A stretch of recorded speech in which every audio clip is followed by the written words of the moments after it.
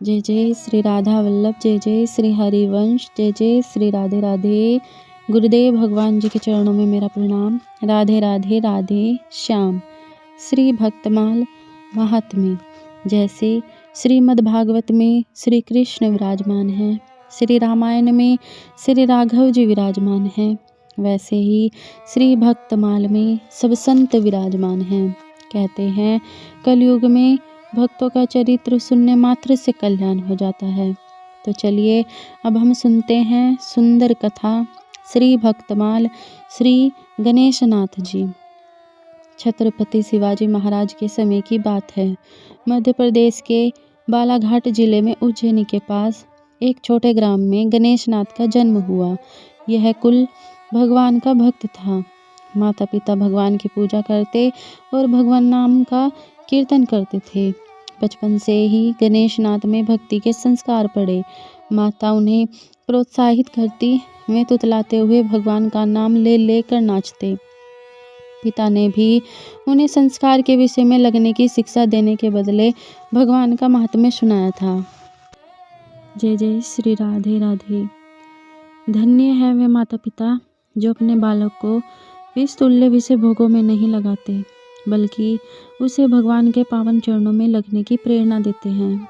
पिता माता से गणेशनाथ ने भगवान नाम का कीर्तन का प्रेम और वैराग्य का संस्कार पैतृक धन के रूप में पाया। माता पिता गणेशनाथ की अवस्था प्रारंभ होने के पूर्व ही प्रलोकवासी हो गए थे। घर में अकेले गणेशनाथ रह गए, किंतु उन्हें अब चिंता क्या। हरि नाम का रस उन्हें मिल चुका था।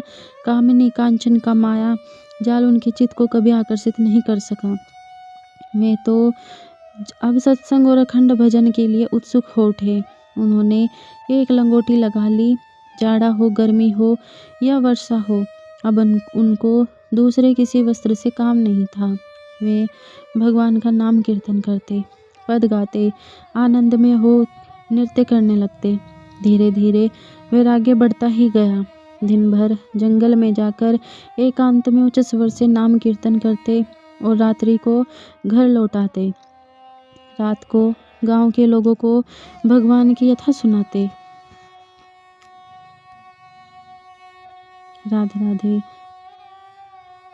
कुछ समय बीतने पर ये गांव छोड़कर पंढरपुर चले आए और वहीं श्री कृष्ण का भजन करने लगे। एक बार छत्रपति शिवाजी महाराज पंढरपुर पधारे। पंढरपुर में उन दिनों अपने वैराग्य तथा संकीर्तन प्रेम के कारण साधु गणेशनाथ प्रसिद्ध हो चुके थे। शिवाजी महाराज इनके दर्शन करने गए। उस समय ये कीर्तन करते हुए नृत्य कर रहे थे। बहुत रात बीत गई, पर इन्हें तो शरीर का पता ही नहीं था। छत्रपति चुपचाप देखते रहे। जब कीर्तन समाप्त हुआ, तब शिवाजी ने इनके चरणों में मुकुट रखकर अपने खीमे में रात्रि विश्राम करने की इनसे प्रार्थना की। राधे राधे। भक्त बड़े संकोच में पड़ गए। अनेक प्रकार से उन्होंने अस्वीकार करना चाहा, पर शिवाजी महाराज आग्रह करते ही गए। अंत में उनकी प्रार्थना स्वीकार करके गणेशनाथ उन बहुत से कंकड़ चुनकर अपने वस्त्र में बांधने लगे। छत्रपति ने आश्चर्य से पूछा, इनका क्या होगा? आपने कहा ये भगवान का स्मरण दिलाएंगे। राज शिविर में गणेशनाथ जी के सत्कार के लिए सब प्रकार की उत्तम व्यवस्था की गई। सुंदर पकवान सोने के थाल में सजाए गए।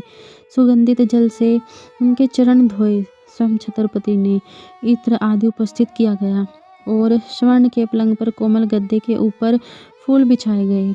उनको सुलाने के लिए गणेशनाथ ने यह सब देखा तो सन्न रह गए। जैसे कोई शेर गाय के छोड़े बछड़े को उठाकर अपनी माद में ले जाए और वह बेचारा बछड़ा भय के मारे भागने का रास्ता न पा सके। यही दशा गणेशनाथ की हो गई। जय जय श्री राधे। उन्हें भोग के ये सारे पदार्थ जलती हुई अग्नि के समान जान पड़ते थे। किसी प्रकार थोड़ा सा कुछ खाकर वे विश्राम करने गए। उस फूल बिछी सैया पर अपने साथ लाई बड़ी गठरी के कंकड़ों को बिछाकर उन पर बैठ गए। वे रोते रोते कह जाते थे, पांडुरंग मेरे स्वामी, तुमने मुझे कहाँ लाकर डाल दिया। अवश्य मेरे कपटी हृदय में इन भोगों के प्रति कहीं कुछ आसक्ति थी। तभी तो तुमने मुझे यहाँ भेजा है। विठुल, मुझे ये पदार्थ नरक की यंत्रणा जैसे जान पड़ते हैं। मुझे तो तुम्हारा ही स्मरण चाहिए। किसी प्रकार रात बीती। सवेरे शिवाजी महाराज ने आकर प्रणाम करके पूछा, महाराज, रात्रि सुख से तो व्यतीत हुई? गणेश दास जी ने उत्तर दिया, जो क्षण विठुल का नाम लेने में बीते वही सफल है। आज की रात हरि नाम लेने में व्यतीत हुई, अतः वह सफल हुई। शिवाजी ने जब संत के भाव सुने तब उनके नेत्रों से आंसू बहने लगे। साधु को आग्रह करके अपने यहाँ ले आने का उन्हें पश्चाताप हुआ। उन्होंने चरणों में गिरकर क्षमा मांगी। साधक के लिए एक सबसे बड़ा विघ्न है लोक प्रख्याति। प्रतिष्ठा के कारण जितना शीघ्र साधक मोह में पड़ता है, उतनी शीघ्रता से पतन दूसरे किसी विघ्न से नहीं होता। अतः साधक को सदा सावधान होकर शुक्रोविष्ठा के समान प्रतिष्ठा से दूर रहना चाहिए। गणेश नाथ जी ने देखा कि पंढरपुर में अब लोग मुझे जान गए हैं। अब मनुष्य की भीड़ मेरे पास एकत्रित होने लगी है। तब वे घने जंगल में चले गए। परंतु फूल खिलेगा तो सुगंधित फैलेगी और उससे आकर्षित होकर वे भी वहाँ एकत्रित होंगे ही। गणेश नाथ जी में भगवान का जो दिव्य अनुराग प्रकट हुआ था, उससे आकर्षित होकर भगवान के प्रेमी भक्त वन में ही उनके पास एकत्रित होने लगे।